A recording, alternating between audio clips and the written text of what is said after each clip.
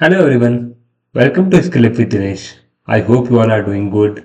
तो आज हम Linux का फोर्थ सेशन पढ़ेंगे। इससे पहले के सेशन में हम लोगों ने कुछ Linux की बेसिक कमांड्स जैसे file management, directory management, permissions, और कुछ अदर कमांड्स पढ़ी थी, फाइल क्रिएशन और कंटेंट एडिटिंग, वो सब कमांड पढ़ी थी। आज के सेशन में हम लोग कुछ नेटवर्किंग से रिलेटेड कमांड्स को स्टडी करेंगे, जिसमें कि एज ए डेवऑप्स इंजीनियर आपको कौन कौन से कमांड्स पता होने चाहिए किसी रिमोट सर्वर में लॉगिन करने के लिए, या फिर आपको अपने सर्वर से किसी और सर्वर में कोई फाइल भेजनी है, आपको कोई डिबगिंग करनी है किसी डोमेन नेम की या फिर किसी आईपी एड्रेसेस की, कोई पोर्ट नंबर्स की। तो आज के सेशन में हम लोग वो कमांड्स को स्टडी करेंगे। तो अगर आप चैनल पे नए हैं तो प्लीज़ चैनल को सब्सक्राइब कर दीजिए। तो शुरू करते हैं हमारा आज का सेशन। इससे पहले गाइस, आज के सेशन को करने के लिए हमको दो सर्वर्स की जरूरत पड़ेगी। तो एक मैंने हमारे सिस्टम में जो उबंटू सेटअप कर रखा है वो यूज़ करूँगा मैं। ये मैंने कैसे सेटअप किया है इसका लिंक मैं डिस्क्रिप्शन में डाल दूंगा। और दूसरा मैंने एक रिमोट सर्वर क्रिएट किया है मेरे AWS अकाउंट में। AWS को हम लोग स्टडी करेंगे हमारे अपकमिंग सेशन में, बट अभी के लिए इतना समझ लीजिए कि मैंने एक वर्चुअल सर्वर क्रिएट किया है AWS पे, जो एक लाइनक्स सर्वर है। और हम लोग देखेंगे कि हम लोग कैसे उस रिमोट सर्वर से कनेक्ट कर सकते हैं, कैसे उस रिमोट सर्वर में हम लोग फाइल्स को ट्रांसफर कर सकते हैं। ठीक है, तो पहला टॉपिक होगा हमारा कि how to connect with remote servers. अब रिमोट सर्वर्स क्या होते हैं गाइस, उससे पहले एक बार पढ़ लेते हैं। रिमोट सर्वर मीन्स वो सर्वर जो फिजिकली हमारी एक्सेस में नहीं होते हैं, मीन्स जो सर्वर जो कहीं और रन हो रहे हैं और हमको उनको रिमोटली कनेक्ट करना है। ठीक है, तो ये कंसेप्ट होता है गाइस कि आपको किसी रिमोट सर्वर को कनेक्ट करने के लिए एक दो चीज चाहिए होती है। या तो आपको वहां का चाहिए होगा पासवर्ड, है ना, यूजर नेम एंड पासवर्ड।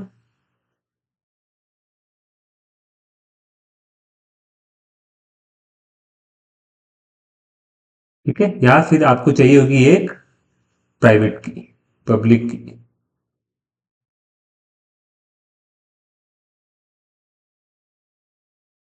ये की पेयर होता है गाइस। इसमें जब एक सर्वर बनता है तो उस सर्वर में एक की बनती है, इसको, और वो एक की सर्वर में रहती है और एक की जो है हमारी यूजर के पास होती है। जब दोनों की का आपस में कॉम्बिनेशन होता है तब हमारी कनेक्टिविटी स्टैब्लिश होती है। ठीक है, तो ये होता है पब्लिक और प्राइवेट की का कंसेप्ट। अब लेट्स सी, मेरे पास ऑलरेडी एक सर्वर बना हुआ है, मैंने उसमें ऑलरेडी कनेक्ट कर रखा है। बट मैं आपको एक बार फिर से दिखा देता हूँ कि मैंने उसमें कैसे कनेक्ट किया है। तो मैं इसको बंद कर देता हूँ। तो गाइज मैं एक टूल यूज करता हूँ, MobaXterm. You can also use that tool. ये टूल जो है हमको किसी भी रिमोट सर्वर में कनेक्ट करने के लिए हेल्प करता है। ठीक है, तो ये मेरी आईपी एड्रेस है उस सर्वर की, मैं आपको दिखा देता हूँ एड्रेस पे। ये देखिए 100310158। ठीक है, और इसमें मैंने अपना यूजर नेम डाल रखा है जो है EC2 यूजर, और यहाँ पे एक की फाइल को मैंने ऑलरेडी दे रखा है। ठीक है, CDC की पेयर। तो ये इसके थ्रू मैं भी सर्वर में लॉगिन कर पाता हूँ। तो आप देखेंगे अभी कि ये देखिए मेरी की को ऑथेंटिकेट कर रहा है और मैं इस सर्वर में लॉगिन हो चुका हूँ। अब मुझे, तो ये जो कमांड थी SSH, ये इस टूल के थ्रू, ये एक UI टूल है तो आपको इसमें कमांड नहीं डालनी पड़ती। बट लेट्स से अगर आप कभी विंडोज सिस्टम पे काम नहीं करते हैं तो आप कैसे किसी सर्वर में लॉगिन करेंगे। तो ये है मेरा उबंटू, हमारा लोकल उबंटू। तो मैं यहाँ से उस सर्वर को कनेक्ट करूंगा। तो कमांड होती है SSH -i। अब हमको यहाँ पे वो की फाइल चाहिए पहली बार। ठीक है, वो की फाइल अभी मेरे पास यहाँ पे नहीं है, तो मैं एक वो फाइल पहले क्रिएट करूंगा। यहाँ पे कोई की फाइल नहीं है, तो वो की फाइल मेरे डाउनलोड्स में पड़ी है। तो मैं फटाफट से डाउनलोड में जाऊंगा और उस की फाइल को,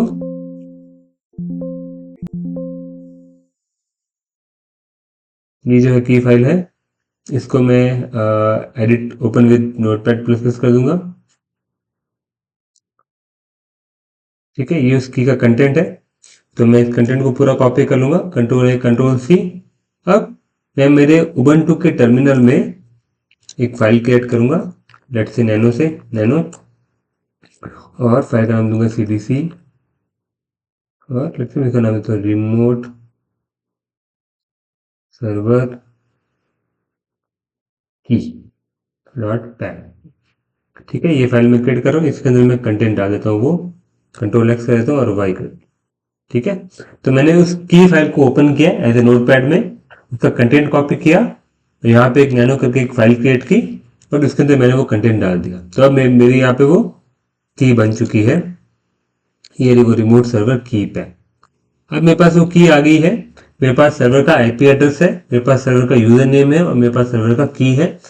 तो मेरे पास ये तीन चीजें हैं, तो मैं इस सर्वर को कनेक्ट कर सकता हूँ उबंटू से। ठीक है, तो कमांड होगी SSH, ठीक है, -i, और वो जो की जो हमने भी क्रिएट की है, और रिमोट सर्वर का यूजर नेम और उसका आईपी एड्रेस। ठीक है, -i रिमोट सर्वर की पैम EC2 यूजर @ अभी उस सर्वर का आईपी एड्रेस क्या है वो मैं यहाँ से कॉपी कर लेता हूँ। ठीक है, तो जब भी आपको किसी रिमोट सर्वर से कनेक्ट करना पड़ेगा तो आपको ये सब इन्फॉर्मेशन प्रोवाइड की जाएगी, यूजर नेम, उसका आईपी एड्रेस, और आपको की दी जाएगी। ओके, बस आपको ये कमांड जो है थोड़ी ध्यान में रखनी है, दैट्स ऑल। तो जैसे ही मैं इस पे एंटर करूंगा, ओके, तो ये कुछ परमिशन की एरर दे रहा है मुझे, तो मैं काम करता हूँ ch मोड। तो जब भी किसी सर्वर की फाइल होती है उसके ऊपर आपको बाय डिफॉल्ट 400 परमिशन सेट करनी है। तो 400 और रिमोट, ये मैंने किया। मैं वापस से कमांड रन करूंगा, ये देखिएगा इस, तो यहाँ पे अमेजन लाइनक्स 2023 लिखा आ गया और EC2 यूजर @IP। तो मतलब मैं मेरे इस टर्मिनल से रिमोट सर्वर के अंदर लॉगिन कर चुका हूँ। ठीक है, तो अभी मैं उस रिमोट सर्वर में दो जगह से लॉगिन हूँ, एक तो मेरे उबंटू टर्मिनल से और एक इस मोबाइल एक्सटर्न से। राइट, तो दोनों ही जगह पे मैं अभी pwd करके देखूं तो मैं हूँ /home/EC2 यूजर में। मैं इसमें भी करके देखूं pwd, मैं हूँ /home/EC2 यूजर में। तो मैं फटाफट से यहाँ पे एक लेट से फाइल क्रिएट करता हूँ, टच और टैम्प फाइल।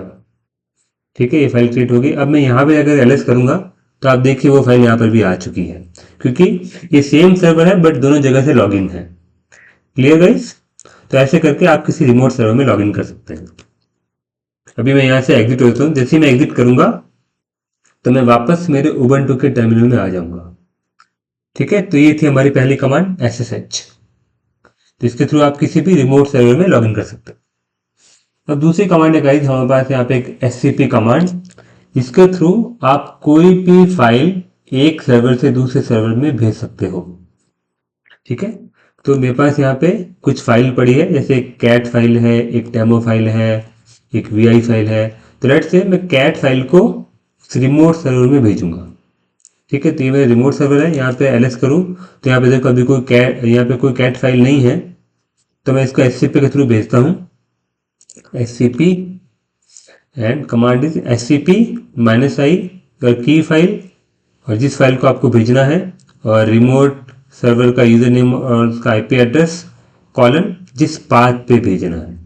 ठीक है, मैं एक बार बता देता हूँ आपको यहाँ पे, ऐसे से SCP -i और रिमोट सर्वर की पैम। अब किस फाइल को भेजना है, तो मुझे कैट फाइल को भेजना है। अब कहाँ पे भेजना है, तो EC2 यूजर जो सर्वर का यूजर नेम है @ आईपी एड्रेस, आईपी एड्रेस क्या था सर्वर का, ये था सर्वर का आईपी एड्रेस। ओके, मैं यहाँ पे लॉग आउट हो चुका हूँ, दैट्स फाइन।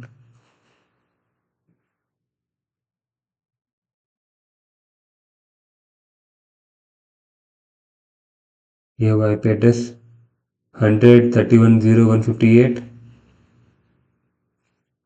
100:31:0.158। अब कॉलन लगा के आपको किस पाथ में भेजना है। ठीक है, तो मैं यहाँ पे pwd करूँ तो मैं हूँ अभी /home/EC2 यूजर, तो मैं यहाँ पे वही पाथ दूंगा। /home/ec2 user mash. तो अभी देखना गाइस, मेरी जो कैट फाइल है वो इस मेरे उबंटू लोकल सर्वर से उस रिमोट सर्वर पे कॉपी हो जाएगी। ठीक है, एलएस में यहाँ पे करूँ तो आप देखिए गाइस यहाँ पे कैट फाइल आ चुकी है। ओके, अगर मैं इसको कैट भी करूँ तो इसका कंटेंट आप देख लीजिए, यही वो कंटेंट है जो कि उबंटू वाली कैट फाइल में पड़ा है। ओके, तो that is SCP. SCP means secure copy. Okay, ये फाइल अगर आपको एक रिमोट सर्वर से दूसरे रिमोट सर्वर के अंदर कोई फाइल को ट्रांसफर करना है तो आप ये फाइल यूज कर सकते हैं। रियल टाइम यूज केस क्या हो सकते हैं, लेट्स से आपका इस सर्वर के अंदर कोई डेटाबेस का बैकअप पड़ा है, आपको इसको मूव करके किसी और सर्वर में भेजना है तो आप एससीपी के थ्रू भेज सकते हैं। क्योंकि लेट्स से कोई रिमोट सर्वर अगर रहा तो वहाँ पे आप पेन ड्राइव अटैच नहीं कर सकते, कोई हार्ड डिस्क अटैच नहीं कर सकते, तो आपको एससीपी के थ्रू फाइलों को यहाँ से वहाँ ट्रांसफर करना पड़ता है। ठीक है, ये थी। अब फटाफट से अगर आपको कोई पर्टिकुलर कोई पूरी डायरेक्टरी को वहां पे सेंड करना है, भेजना है, कॉपी करना है तो -R और यहाँ पे डायरेक्टरी का नाम बस इतना चेंज करना है और वो पूरी directory along with its content वहां पे चली जाएगी। ठीक है, अब एससीपी का एक एडवांस वर्जन और अवेलेबल है guys, that is rsync. ये क्या करता है कि आपकी एक सर्वर से दूसरी फाइल, तो एक सर्वर से दूसरे सर्वर में दो अगर डायरेक्टरीज पड़ी है तो उनको आपस में सिंक करता है। ठीक है, तो आप इससे यहाँ पे एक फोल्डर है, उस फोल्डर में कुछ फाइलें पड़ी है तो इस फाइल को आप आर सिंक के थ्रू भी भेज सकते हैं। वो बहुत फास्ट होता है प्लस रिज्यूमेबल होता है। मीन्स अगर एससीपी पे आपको 5 GB की फाइल भेज रहे हो और बीच में आपका नेटवर्क कनेक्शन ड्रॉप हो जाए तो आपको फाइल वापस से भेजनी पड़ेगी। आर सिंक में वो रिज्यूम हो जाएगा अगर 5 GB में से ओनली 2.5 GB ट्रांसफर हुआ है और रिमेनिंग 2.5 GB आप अगली बार कमांड रन करोगे तो वापस से वहीं से रिज्यूम हो जाएगा। ठीक है, तो इसका डेमोन्स्ट्रेशन मैं नहीं करूंगा, बट आप याद रख लीजिए कि एक आर सिंक करके कमांड होती है। ठीक है, तो ये सब तो थी कमांड जिसके थ्रू आप रिमोट सर्वर में कनेक्ट कर सकते हो, फाइल्स को यहाँ से वहाँ कॉपी कर सकते हो। ठीक है, अब लेट्स सी हम लोग कुछ नेटवर्किंग कमांड देख लेते हैं गाइस। ओके, क्योंकि एज ए डेवऑप्स इंजीनियर आपको नेटवर्क से बहुत प्ले अराउंड करना पड़ता है नो, आपको कनेक्टिविटी चेक करनी पड़ती है कि इस सर्वर से वो सर्वर कनेक्ट हो पा रहा है कि नहीं हो पा रहा है और क्या क्या पोर्ट्स और कौन कौन सी सर्विसेज हमारे सिस्टम में रन हो रही है, तो वो सब हम इन कमांड्स के थ्रू देख सकते हैं। तो अभी मैं ये सब कमांड्स मेरे इस लाइनक्स सर्वर के अंदर रन करूंगा जो मेरा रिमोट सर्वर है, क्योंकि ये उबंटू मेरा लोकल सर्वर है तो I think most of the command यहाँ रन नहीं करेगी, मुझे उनको सेपरेटली इंस्टॉल करना पड़ेगा। If you want you can do it guys, but मैं अभी के लिए आपको इसमें दिखा पाऊंगा ताकि क्योंकि ये जो सर्वर है वो लाइनक्स वाला रिमोट सर्वर वो नेटवर्क से कनेक्टेड है तो मैं कुछ कमांड यहाँ पे अच्छा परफॉर्म करेगी जो रियल टाइम पे काम भी होगा। तो पहली कमांड है पिंग स्पेस होस्ट नेम। तो ये कमांड आपको हेल्प करती है गाइस चेक करने के लिए कि आपके सिस्टम से कोई पर्टिकुलर होस्ट नेम जो एक्सेस हो पा रहा है कि नहीं हो पा रहा। ठीक है, तो फॉर एग्जांपल मैं यहाँ पे करता हूँ पिंग google.com। तो ये क्या करता है, ये कुछ पैकेट्स को जो google.com की जो आईपी एड्रेस है, ये सर्वर है, ये इसका डोमेन नेम है, इस डोमेन नेम की ये आईपी एड्रेस है। तो इस आईपी एड्रेस पे ये पैकेट्स को भेजता है और मेक श्योर करता है कि कनेक्टिविटी है। तो ये पैकेट जा रहे हैं, ठीक है, तो यहाँ पे देखो टोटल इतना टाइम लग रहा है 1.014 मिली सेकेंड इस इतने टाइम में वो एक्नॉलेजमेंट हो रहा है कि नेटवर्किंग कैसे काम करती है। एक पैकेट जाता है, फिर सर्वर उसको एक्नॉलेज करता है और फिर हमारे पास एक वापस रेस्पॉन्स आता है। तो ये पूरा जो वो टाइम होता है, इतने टाइम में वो कनेक्ट वो पैकेट जाता है और वापस पिंग वापस आता है। तो ये मेक श्योर कर रहा है कि हाँ हमारा सर्वर कनेक्ट कर पा रहा है। ठीक है, देखो आप इसने टोटल 45 टाइम्स ट्राई किया और टोटल 45 पैकेट्स रिसीव हो गए, 0% packet loss. It means connectivity establish है। अगर आप किसी ऐसे होस्ट नेम को कनेक्ट करोगे जो एग्जिस्ट नहीं करते या फिर आपको कनेक्ट वहाँ पे नेटवर्किंग आपको अलाउ नहीं कर रही है तो आपको आपके जो पैकेट्स है वो सेंड नहीं होंगे। ठीक है, आप या फिर आपका रह जाएगा होस्ट नेम नॉट रिजॉल्व। ठीक है, तो एक command simply to check whether you can connect to a remote host और नॉट। दूसरी कमांड है ट्रेस राउट, ये कमांड आपको हेल्प करती है कि आप जब किसी होस्ट नेम को हम लोग कनेक्ट करते हैं हमारी मशीन, तो कितने हॉप्स बीच में आते हैं। ठीक है, हॉप्स क्या होता है, एक hop, one hop is equal to one jump. तो लेट्स से गाइस, अगर रियल टाइम पे एक बार पहले मैं आपको डेमो दिखाता हूँ इसका।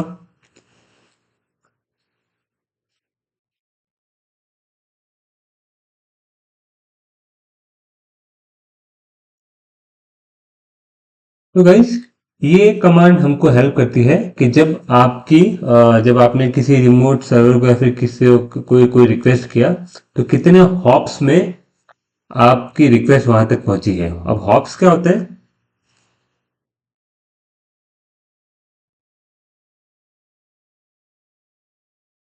ठीक है। तो लेट्स से मैं यहाँ पे एक ड्रॉ करके आपको समझाने की कोशिश करता हूँ। तो लेट्स से यहाँ पे एक सर्वर है हमारा, ठीक है, और यहाँ पे एक रिमोट सर्वर है। लेट्स से मैं इसको बोलता हूँ google.com है ये, ठीक है। अब जब हमारा सर्वर यहाँ से इसको रिक्वेस्ट करता है, तो वो रिक्वेस्ट सीधी ऐसे नहीं जाती है।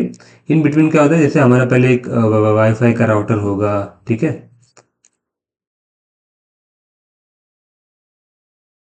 ठीक है, वहाँ पे फिर हमारा एक आईएसपी सर्वर होगा, ठीक है, आईएसपी सर्वर होगा, फिर यहाँ पे कोई ना कोई गूगल का लोड बैलेंसर होगा, ठीक है। तो बीच में बहुत सारी चीजें होती है। तो अब जब कभी आप चेक करते हो कि इस सर्वर से हमारा इस सर्वर तक कनेक्शन नहीं हो पा रहा है, तो इशू कहाँ पे हो रहा है, वो इशू कहीं पे हो सकता है वो इशू यहाँ पे हो सकता है यहाँ पे हो, यहाँ पे हो, यहाँ पे हो। तो हर एक कनेक्टिविटी आप चेक कर सकते हो ट्रेस राउट के थ्रू। तो यहाँ पे ये हो गया पहला हॉप, ये हो गया हमारा दूसरा हॉप, ये हो गया हमारा तीसरा हॉप, ये हो हमारा चौथा हॉप, ठीक है। तो first hop, second hop, third hop और फोर्थ हॉप। ओके, मैं जब मैं हॉप बोलता हूँ तो मीन्स होता है hop, I hope you know, hop means jump, ठीक है। तो इतने जंप के बाद में हमारा जो है डेटा इस सर्वर से उस सर्वर तक पहुंचता है। तो जब आप ये करते हो तो आप देख पाते हो कि कितने टोटल हॉप्स लग रहे हैं, प्लस हर एक हॉप्स में कनेक्टिविटी कैसी हो रही है। जैसे सपोज करो आपने टेस्ट राउट स्पेस google.com किया और वो 3 हॉप के बाद में आप देख रहे हो कि कुछ रेस्पॉन्स नहीं आता, तो इट मीन्स यहाँ पे कुछ गड़बड़ है, ठीक है। तो वो डिबगिंग के लिए हमको ये हेल्प करता है। तो जैसे अभी इस आउटपुट को कैसे रीड करें, तो पहली बात तो टोटल यहाँ पे आप देखो 19, तो मीन्स इतने टोटल 19 हॉप्स लिए, 19 जंप्स ने लिए। तो ओके, लेट्स सी, पहले टेस्ट आउट google.com। तो ये google.com की आईपी एड्रेस है, इसको ये कनेक्ट करना चाहता है, ठीक है। तो पहला पहला जंप आया इस आईपी एड्रेस पे, ठीक है, दूसरा जंप आया इस आईपी एड्रेस पे, यहाँ पे चल गया, कोई दिक्कत नहीं। यहाँ पे आप लास्ट में देखोगे तो इतना टाइम इसको लगा ये हॉप को क्रॉस करने में, ठीक है। तीसरा तीसरा हॉप, चौथा हॉप, पांचवा हॉप, नो, हर एक हॉप पे आप देखो तो अलग अलग आईपी एड्रेस है, क्योंकि हो सकता है ये मेरे राउटर की आईपी एड्रेस होगी, ये हो सकता है मेरे आईएसपी सर्वर की, ये किसी और की, क्योंकि जब मैं रिक्वेस्ट करता हूँ गूगल के सर्वर, मैं बैठा हूँ अभी इंडिया में और गूगल के सर्वर है यूएसए में। तो लेट्स से अगर मैं यूज कर रहा हूँ कोई ब्रॉडबैंड XYZ कंपनी का, तो वहां से उसके पहले उसके सर्वर तक ट्रैफिक जाएगा, फिर वहां से आगे कोई और जाएगा। तो ये सब वो सारी आईपीज है, ठीक है। और एट द एंड आप देखोगे कि वो फाइनली उस आईपी गूगल के आईपी एड्रेस तक पहुंच जाता है टोटल 19 हॉप्स के बाद में। अब जहाँ यहाँ पे स्टार आता है, इट मीन्स वहां का या तो कुछ इंफॉर्मेशन अवेलेबल नहीं है, वट एवर, कुछ भी और रीजन है, बट ये मास्क है वट एवर, बट या टोटल 19 हॉप्स लगे। और ये कमांड आपको हेल्प करेगी, जैसे कि किसी पर्टिकुलर हॉप के बाद में कोई रेस्पॉन्स नहीं आता, तो हम लोग देख सकते हैं कि चाहिए आईपी एड्रेस जो है हमारी वीपीसी की है या हमारे सबनेट की है या फिर किसी राउटर की है, तो हम लोग वहां पे देख सकते हैं कि वहां पे या तो हमारा कोई कनेक्शन ब्लॉक है वट एवर, ठीक है। तो ये कमांड आपको हेल्प करेगी नेटवर्क्स के हॉप्स को फिगर आउट करने में, ठीक है। तो it's a networking command use to show the path hops that packets take from your system to the destination host and to identify where networking delays और failures occur. तो कहीं पे कुछ डिले हो रहा है, कहीं पे कुछ फेल हो रहा है, तो ये कमांड आपको हेल्प करेगी। क्लियर? Next, SS-TULNP। अब ये कमांड के थ्रू आप अपने लाइनक्स सर्वर में या फिर आपके उबंटू सर्वर व्हाटएवर कोई भी हो, उसमें कौन सी सर्विस और कौन से पोर्ट पे रन कर रही है, वो चीज़ आप देख सकते हो। ठीक है, तो SSH माइनस, तो ये देखिए गाइस, यहाँ पे कुछ कुछ सर्विसेज रन हो रही है। तो टोटल देखो, एक पोर्ट नंबर 22 है, एक 323 है, एक 546 है, एक 323 है, एक 68 है ना। तो ये सर्विसेज जो है किस पोर्ट पर रन हो रही है वो देख सकते हैं। अभी आप देख लो, दो पोर्ट नंबर 22 आर लिसनिंग, ये लिसन कर रहा है, मतलब इस पे ट्रैफिक अलाउड है फ्रॉम एनीवेयर। ओके, 0.0.0 मीन्स, तो आपके सर्वर पे कौन सा पोर्ट ओपन है, प्लस उसको कौन सी प्रोसेस कंज्यूम कर रही है। अभी इस सर्वर पे कुछ ज़्यादा प्रोसेस नहीं है तो यहाँ पे नहीं दिख रहा, बट यहाँ पे आपको दिखेगी अगर कोई प्रोसेस रन होती रही तो। अब ये कमांड हमको कहाँ हेल्प कर सकती है गाइस? लेट्स से मुझे कोई एप्लीकेशन रन करनी है पोर्ट नंबर लेट्स से 44 पे, बट मुझे एरर आ रहा है कि पोर्ट नॉट अवेलेबल। तो इस कमांड के थ्रू मैं देख सकता हूँ कि पोर्ट नंबर 44 पे क्या चल रहा है, और मुझे अगर वो काम करनी है तो मैं उसको स्टॉप करके वो पोर्ट को रिक्लेम कर सकता हूँ। ठीक है, तो ये कमांड हमको उस वे में हेल्प करेगी। अब पोर्ट्स क्या होते हैं गाइस? पोर्ट्स आप ऐसा समझो गाइस कि लेट्स से जो हमारा सर्वर होता है लाइनक्स का सर्वर, वो है एक big room, sorry not big room, it's a big hotel let's say, है ना। अब उस होटल के अंदर बहुत से गेस्ट रहते हैं, रियल टाइम में आपको पता है राइट, कि एक होटल में बहुत सारे रूम्स होते हैं, और रूम में कोई ना कोई डिफरेंट डिफरेंट गेस्ट रह रहे होते हैं। लेट्स से ये हमारे वो रूम्स हैं।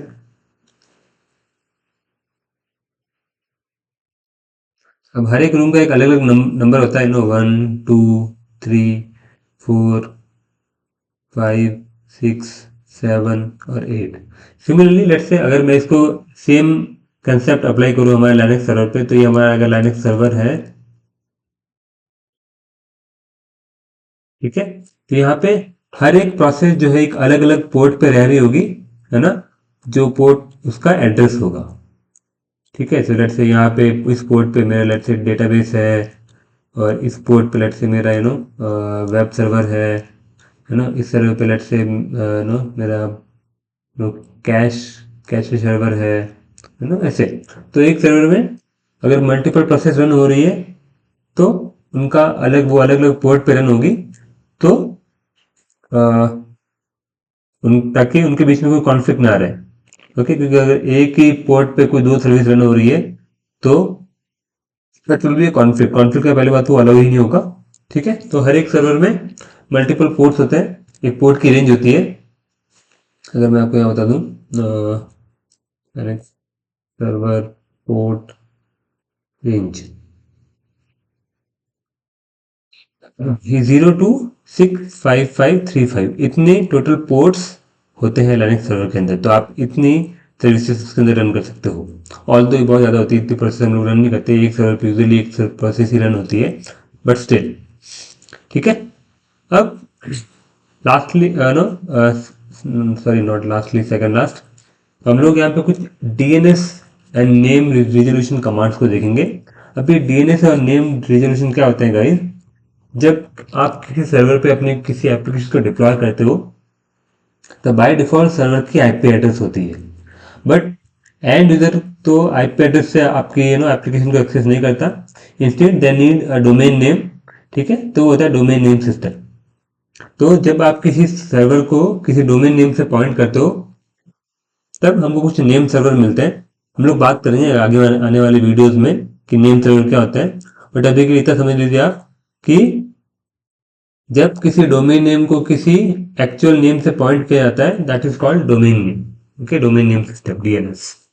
अब लेट्स से आपने किसी सर्वर को डोमेन नेम से पॉइंट किया, बट आपको आपके यूजर बोल रहे हैं कि ओके नो, कि वो लोग उस डोमेन नेम के बाद में उनकी एप्लीकेशन वगैरह चल नहीं रही है, तो आप एनएस लुकअप के थ्रू वो कनेक्टिविटी चेक कर सकते हो कि आपको नेम सर्वर कि आपका डोमेन नेम से आईपी एड्रेस और आईपी एड्रेस से डोमेन नेम रिजोल्यूशन, ये कमांड हमको करके देती है।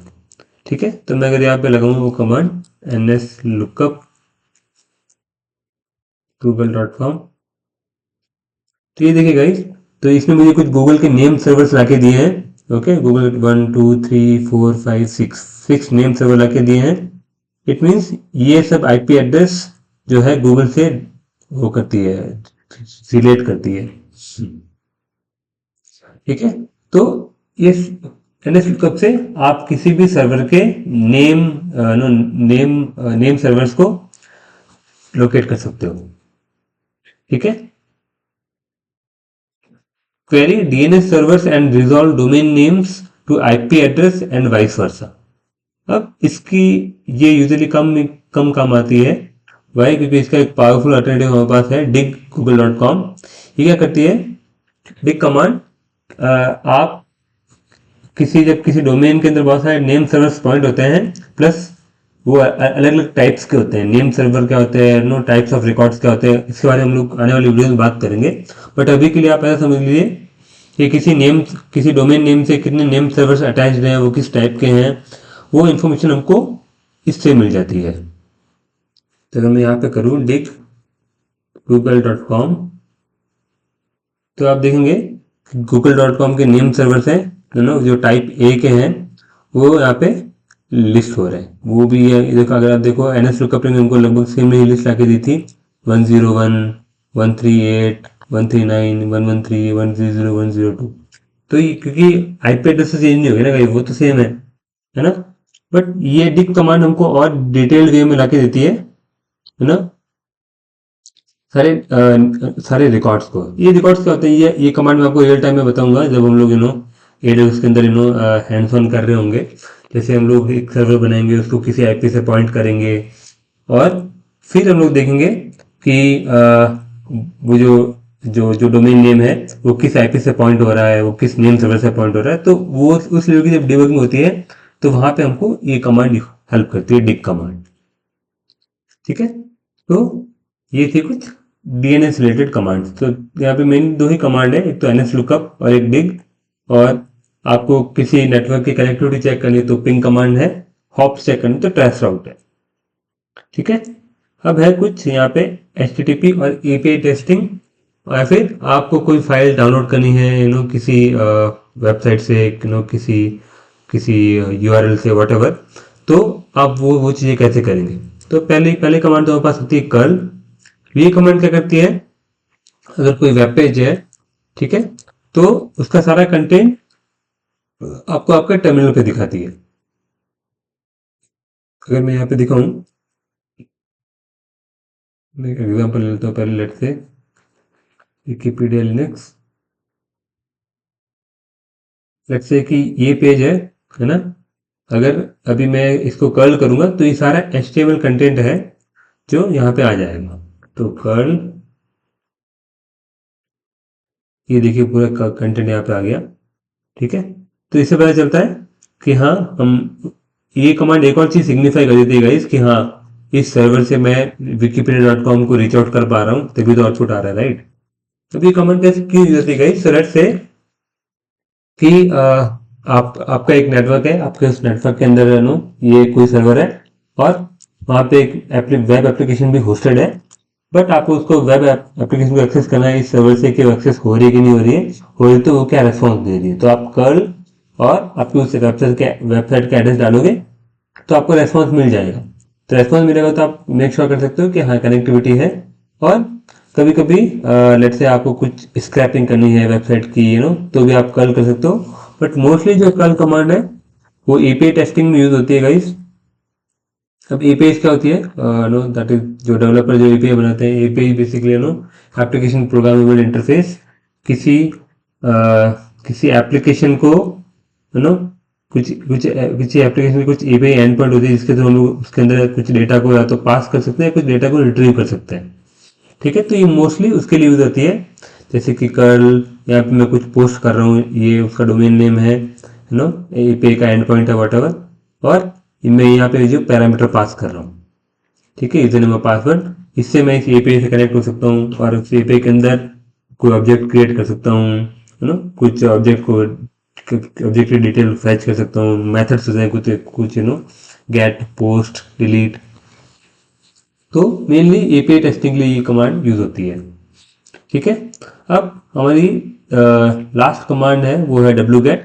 ये कमांड हमको हेल्प करती है गाइस, किसी पैकेज को, किसी फाइल को अगर आपको किसी यूआरएल से डाउनलोड करना है अपने लाइनक्स के सिस्टम के अंदर, तो आप wget के थ्रू इंस्टॉल कर सकते हैं, उसको डाउनलोड कर सकते हैं, सॉरी नॉट इंस्टॉल।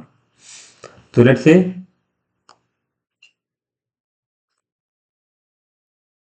कि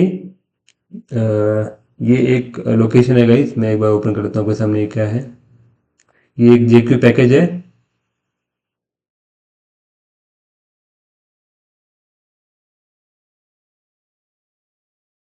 जैसे मैं इस पर क्लिक करूँ ये मेरे को डाउनलोड करने का ऑप्शन दे रहा है, ठीक है। तो यहाँ पे मीन्स इस यूआरएल पे जब भी क्लिक करेंगे तो मेरे को डाउनलोड का ऑप्शन देगा।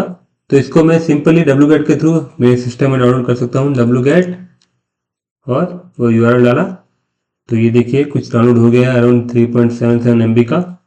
मैं एल करूँ तो ls-al करूँ तो ये देखिए गाइस इसने JQ को डाउनलोड कर लिया है अराउंड 3.7 MB का, ठीक है। तो ये थी कुछ इम्पोर्टेंट कमांड जो एज ए डेवऑप्स इंजीनियर आपको पता होना चाहिए, नेटवर्किंग से रिलेटेड, रिमोट होस्ट के बारे में, या फिर आपको किसी डोमेन नेम को डिबग करना है, तो ये सब कमांड आपको एटलीस्ट पता होनी चाहिए। ओके गाइस, तो I think that's all for the day. मिलेंगे अगले वीडियो में, तब तक के लिए बाय बाय।